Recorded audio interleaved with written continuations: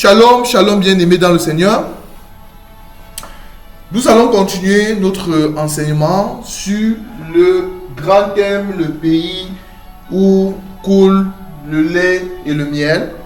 La fois dernière, nous avons fait une petite introduction. Aujourd'hui, nous allons entrer en profondeur. Alors, c'est quoi notre texte de base? Tendre Père, nous bénissons ton nom, nous glorifions ta grandeur, Seigneur Jésus. Toi qui es notre Créateur, le Tout-Puissant, l'incomparable, le Seigneur des Seigneurs, la lumière qui brille dans nos cœurs, donne l'explication à ta parole et que toute la gloire te revienne. En ton nom, Seigneur, nous t'avons ainsi prié. Amen. Alors, bien-aimés dans le Seigneur, je vais prendre une écriture. Exode chapitre 2, chapitre 3, à partir du verset 7. L'Éternel dit: j'ai vu la souffrance de mon peuple qui est en Égypte, et j'ai attendu les cris que lui font pousser les oppresseurs, car je connais ses douleurs. Je suis descendu pour le délivrer de la main des Égyptiens et pour le faire monter de ce pays, dans un bon et vaste pays, dans un pays où coule le lait et le miel, dans les lieux qu'habitent les Cananéens, les Essiens, les Amoriens, les Phéniciens, les Hiviens et les Jébusiens. Alors, bien-aimés dans le Seigneur, nous allons aujourd'hui expliquer ce que représente ce pays-là, où coule le lait et le miel. Est-ce qu'il s'agit du miel physique? Est-ce qu'il s'agit du lait de vache? Bien-aimés dans le Seigneur. Bon, nous allons essayer de voir ça. Alors, je vais prendre une écriture, bien-aimés dans le Seigneur. Je vais prendre Deutéronome 32. Deutéronome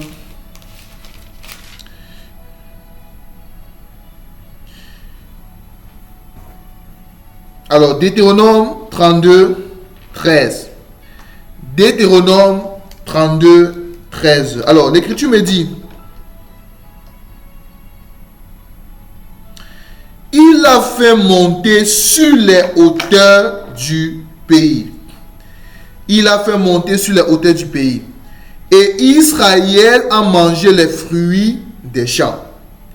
Il a fait sucer le miel du rocher, l'huile qui sort du rocher, le plus dur, la crème des vaches et le lait des brebis, avec la graisse des agneaux, des brebis du bassin et des boucs, avec la fleur de froment.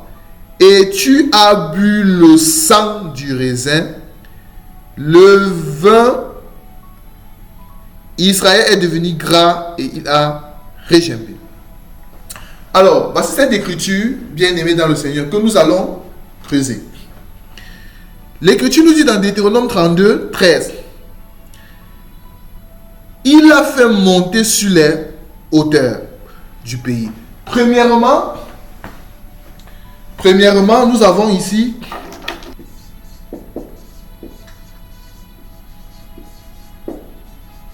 les hauteurs du pays.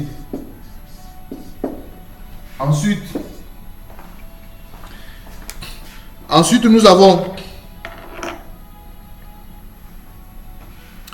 sur la hauteur, Israël a mangé les fruits des champs. Nous avons ici les fruits des champs.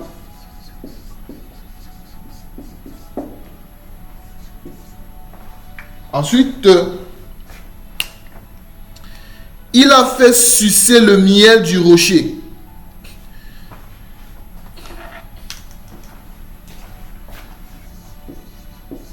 Sucer le miel du rocher. Sucer le miel du rocher. L'huile qui sort du rocher le plus dur. L'huile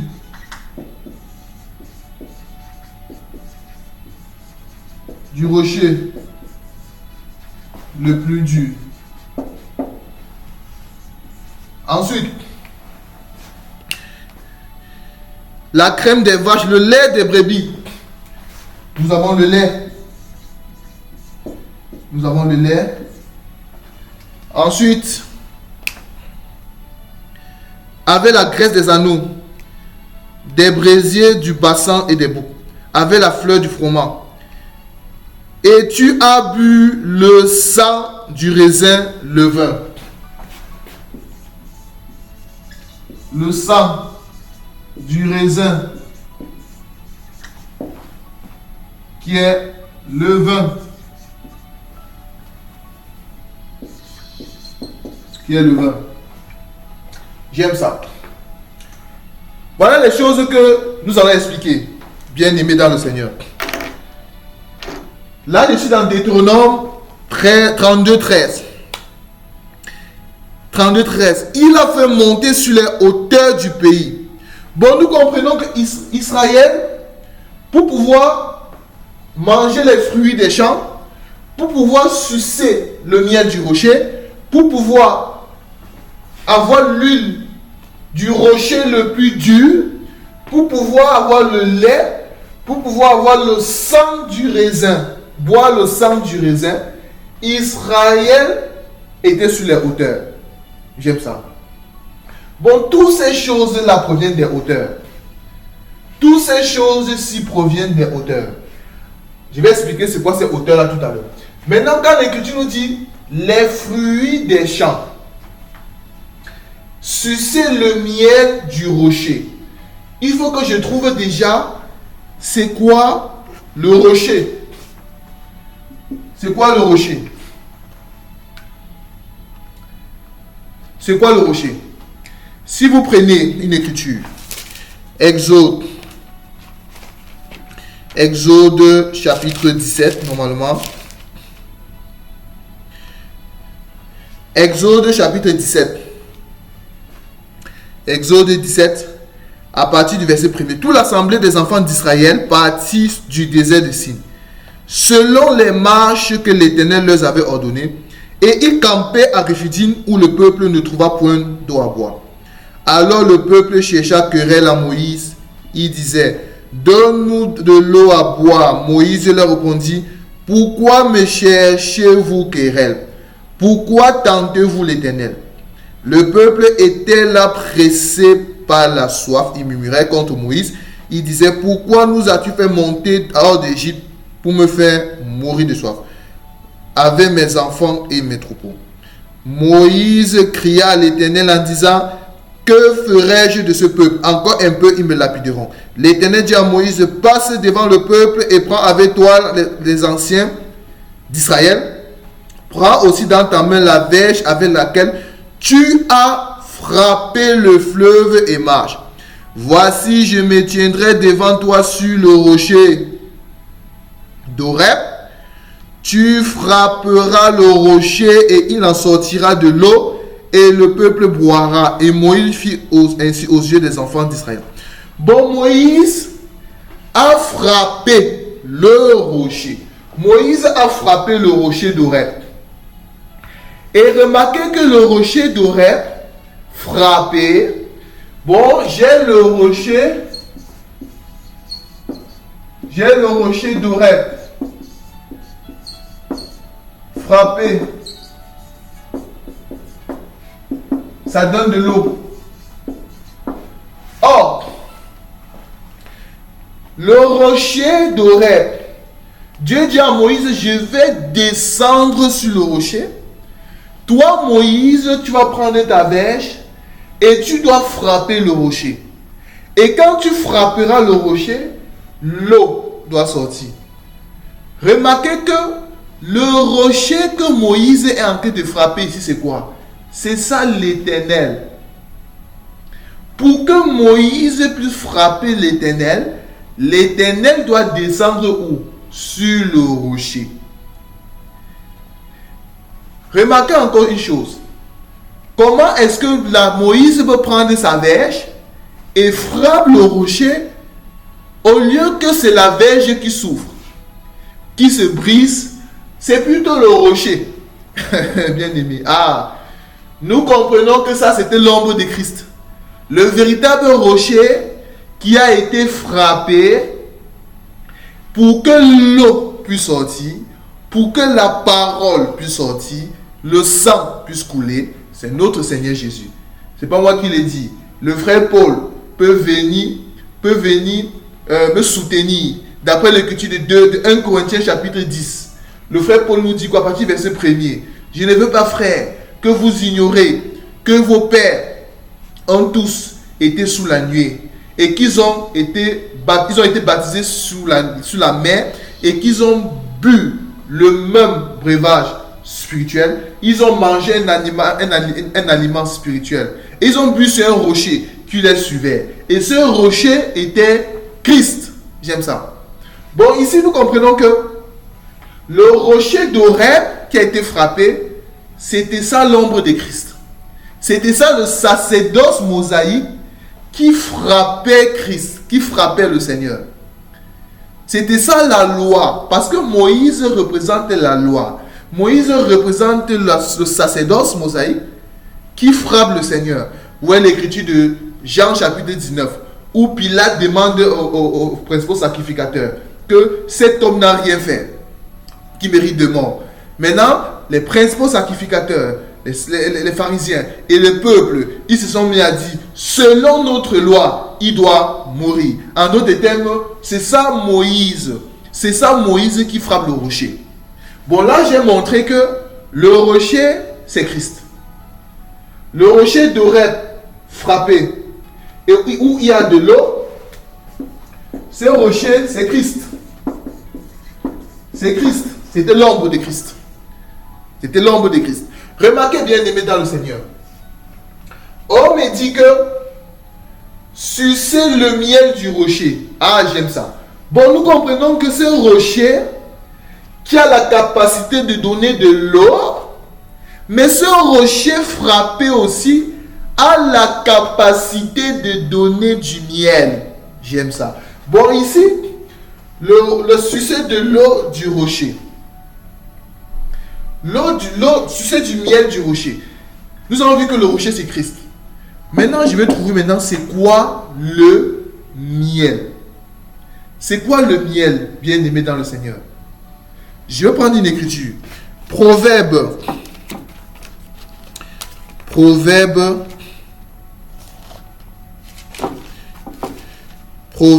6 combien?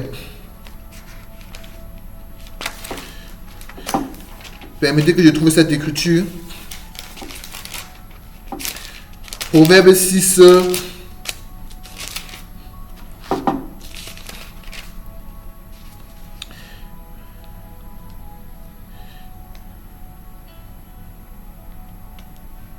Alors, nous allons prendre cette écriture-ci, bien aimé dans le Seigneur. C'est Proverbe combien? C'est 6 ou 16. Permettez. Alors,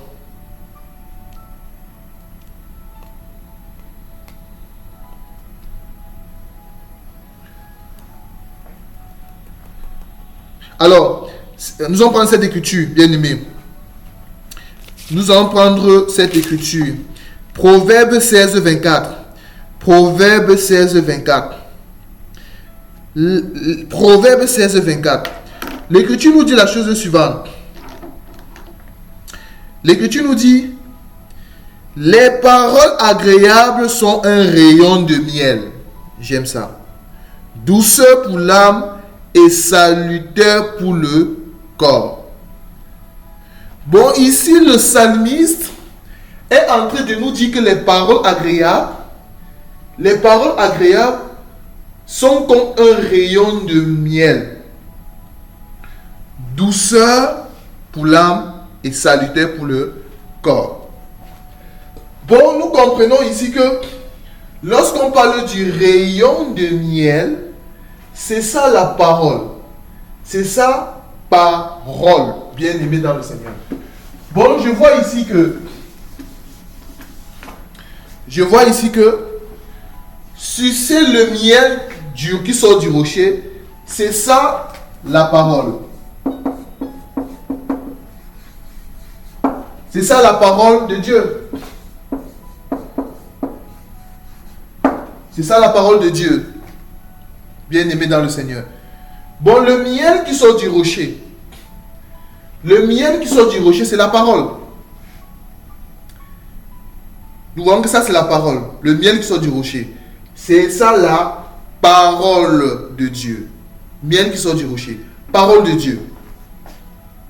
Bien-aimé dans le Seigneur. Remarquez. Or, Apocalypse 19 nous dit que le nom de Jésus est la parole de Dieu. J'aime ça. Le nom de Jésus est la parole de Dieu. Parce que le rocher contient l'eau. Le rocher contient l'eau. Le rocher contient le miel. Ici, nous voyons que la parole de Dieu, c'est ça Christ. J'ai ici le rocher. Le rocher. Bon là, ici j'ai le rocher. Et ce rocher contient l'eau. Parole. L'huile.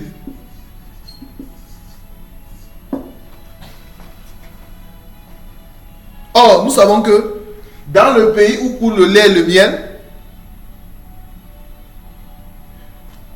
ce pays-là où il y a... Oh, la parole ici, c'est le miel. Hein? Ce que je veux montrer que ça, ce pays-là, c'est Christ. C'est Christ. Ce pays, c'est Christ. Bien-aimé dans le Seigneur. Ce pays, c'est Christ. Remarquez l'huile qui sort du rocher le plus dur. Tout à l'heure, on a vu que quand le rocher d'Oreb a été frappé, ça caractérisait quoi? La mort de notre Seigneur Jésus, la croix. Quand notre Seigneur Jésus est mort, bien-aimé dans le Seigneur, il a été frappé, l'eau est sortie. L'eau est sortie, la parole est sortie, bien-aimé dans le Seigneur. Maintenant, quand le Seigneur Jésus meurt et ressuscite, il devient encore un rocher comment? Dur. Parce que l'huile ne peut pas venir d'un rocher faible. Non. L'huile, le Seigneur Jésus a pris la faiblesse. Il s'est dépouillé. Et en vous les sentiments qui étaient en Dieu, lesquels existaient, et qui étaient en Jésus-Christ, lesquels existant en forme de Dieu, n'a pas cherché comme une proie arrachée d'être égal à Dieu, mais s'est dépouillé en prenant quoi? La forme d'un serviteur, en devenant un simple homme. C'est ça la faiblesse. C'est ça le rocher qui est frappé. C'est ça le rocher qui est frappé, bien-aimé dans le Seigneur. C'est ça le dépouillement. Quand le rocher est frappé, le rocher est dépouillé, bien-aimé dans le Seigneur. C'est en ce moment que, quand Jésus-Christ prend la faiblesse, Jésus-Christ prend le corps, il vient maintenant, il apporte quoi? La parole. Il apporte la parole. Mais remarquez que quand Jésus-Christ passe à la croix, c'est ça l'olive qui est broyée. C'est tout un olive qui est broyé, bien aimé dans le Seigneur. Et quand il est broyé, il meurt. Quand il meurt maintenant, il descend, quand il meurt, il ressuscite. Et quand il s'en va, il dit, il faut que je m'en vais. Si je ne m'en vais pas, le consolateur ne viendra pas. Bon, quand le Seigneur part, en d'autres termes, quand il reprend sa position originelle, c'est pour ça que Dieu l'a souverainement élevé. Il lui a donné le nom qui est au-dessus de tous les noms. Quand il prend sa position originelle, il devient le rocher dur. J'aime ça. Il devient le rocher dur. Il redevient un rocher dur. Quand il devient le rocher dur, c'est en ce moment qu'il peut envoyer l'huile. J'aime ça. Il peut envoyer l'huile. Bon, l'huile qui sort du rocher dur, ici, c'est quoi? C'est ça ici, le Seigneur. Je suis dans la révélation. Hein. C'est ça le Seigneur. C'est ça l'effusion du Saint-Esprit. C'est ça l'effusion du Saint-Esprit dans la chambre haute. Bien aimé dans le Seigneur. Le Seigneur, quand il s'est en allé, il a envoyé le Saint-Esprit. Bien aimé. Bon, l'huile ici, c'est tout simplement quoi? Le Saint-Esprit. Bon, l'huile ici, c'est Saint-Esprit. C'est le Saint-Esprit. Le Saint-Esprit. L'effusion du Saint-Esprit. C'est ça l'huile, bien aimé dans le Seigneur. C'est ça l'huile. Bon, là, c'était l'ombre par rapport à Israël, mais je le prends aussi par rapport à l'Église, bien aimé dans le Seigneur. Bon, c'est ça le Saint-Esprit. Remarquez, le lait. Je vais prendre une écriture. Ésaïe combien? Ésaïe 55. C'est 60 ou 55? Je vais prendre 60, non? Alors, Ésaïe c'est avant Jérémie, c'est Ésaïe d'abord. Ésaïe 50, c'est 60.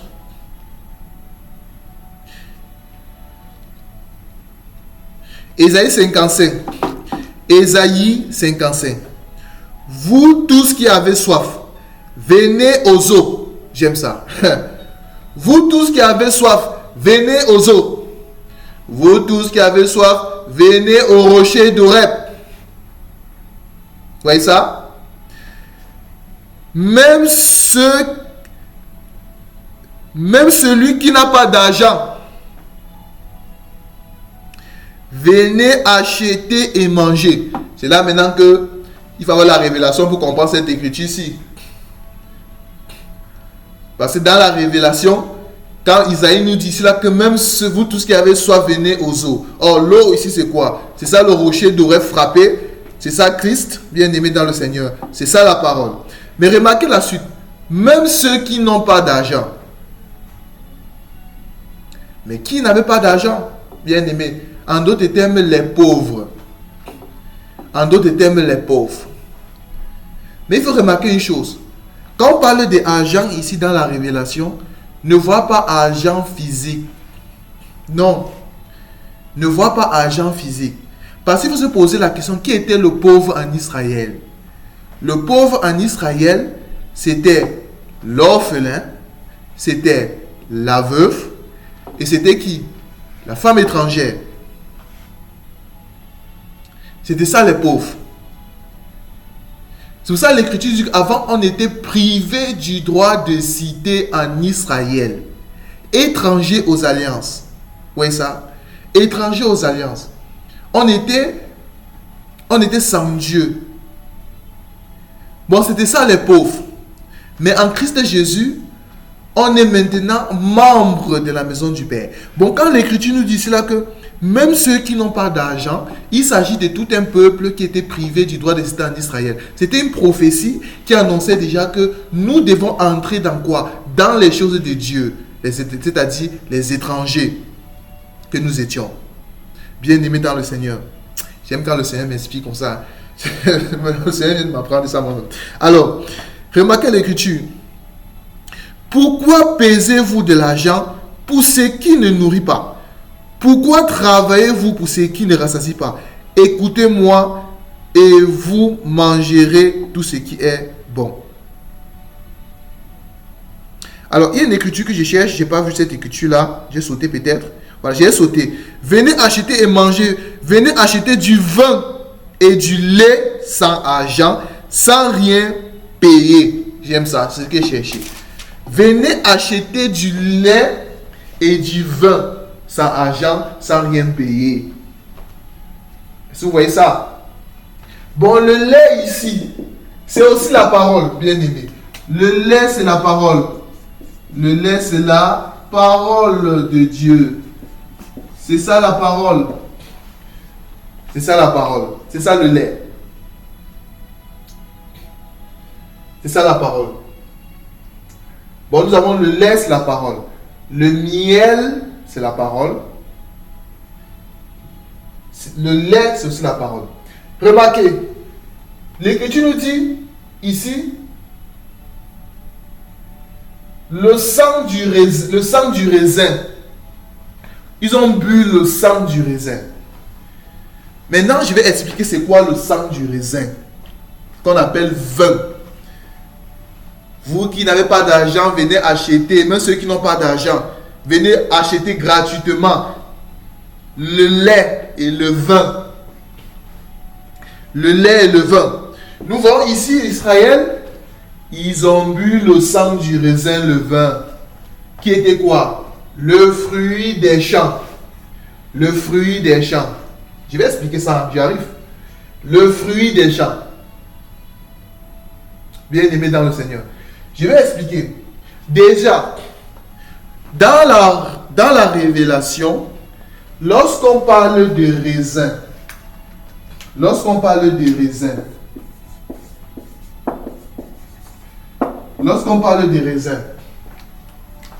ça veut dire quoi? Osée.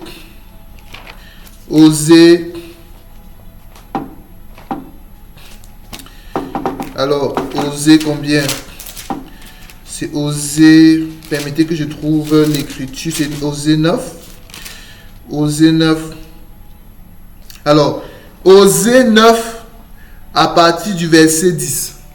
Osée 9, 10. J'ai trouvé Israël comme des raisins dans le désert. J'aime ça. J'ai vu vos pères comme les premiers figuiers le fruit d'un figuier. Vous voyez ça? Bon, Israël ici, c'est ça, les raisins dans le désert. Or, nous savons que les raisins ici, c'est tout un peuple. Les raisins, c'est tout un peuple, bien aimé dans le Seigneur. Mais maintenant, entre les raisins, il y avait un raisin qui était particulier. Il y avait un raisin, ce raisin-là avait du sang. Ce raisin-là avait du sang. Il existait un raisin qui a été comment? Qui a été il existait une vigne. Je vais d'abord dire comme ça.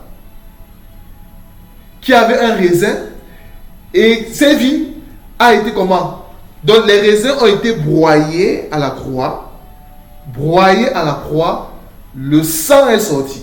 Bien aimé dans le Seigneur. Afin de sauver un peu. Le véritable raisin qui avait du sang. Afin que le peuple puisse venir boire le sang, manger la chair, tel que le Seigneur a dit dans Jean chapitre 10. Vos pères ont mangé la manne dans le désert, mais ils sont morts. C'était ça la loi, les sommes de prophètes, c'était Moïse. Dieu ne vous a pas donné le vrai pain descendu du ciel.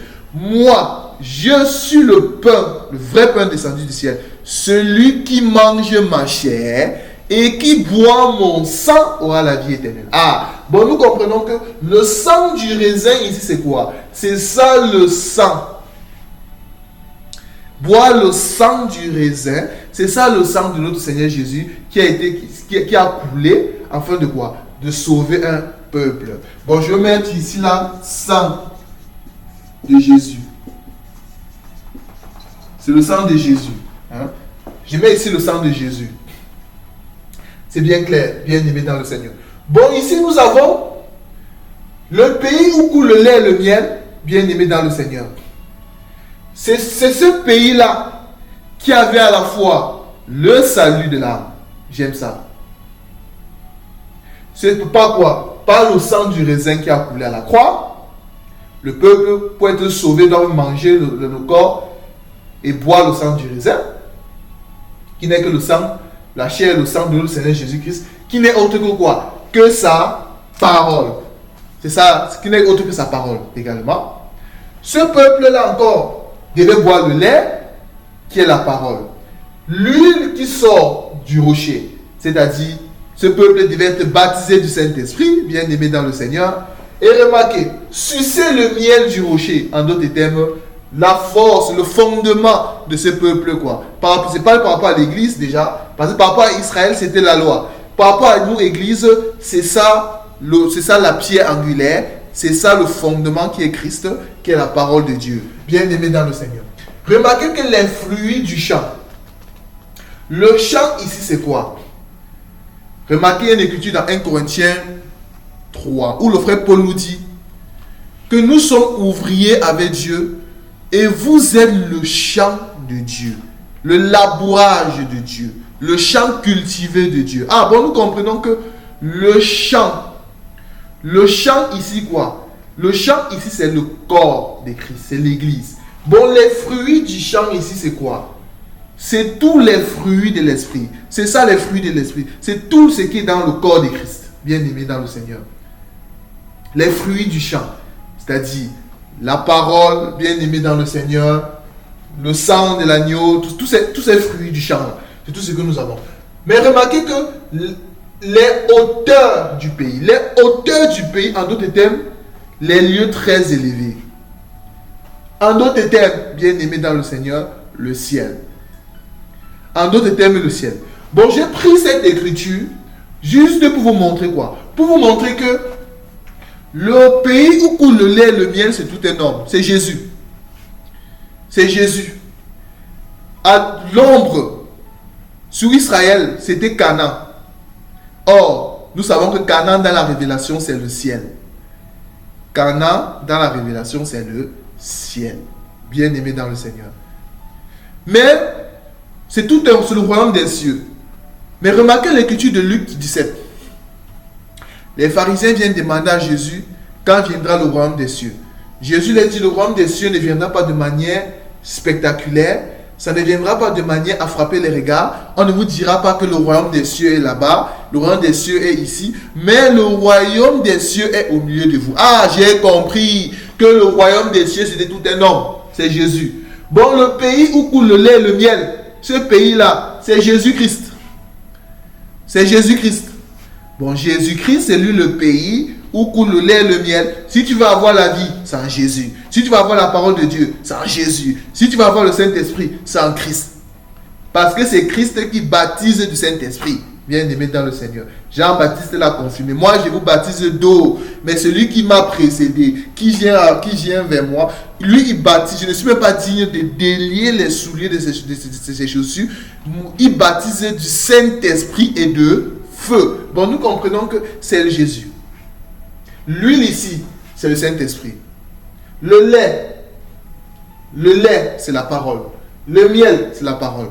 L'eau, c'est la parole. Bien aimé dans le Seigneur. Bon, nous comprenons ici là que le pays où coule le lait et le miel, c'est tout un homme qui est Christ Jésus. Bien aimé dans le Seigneur.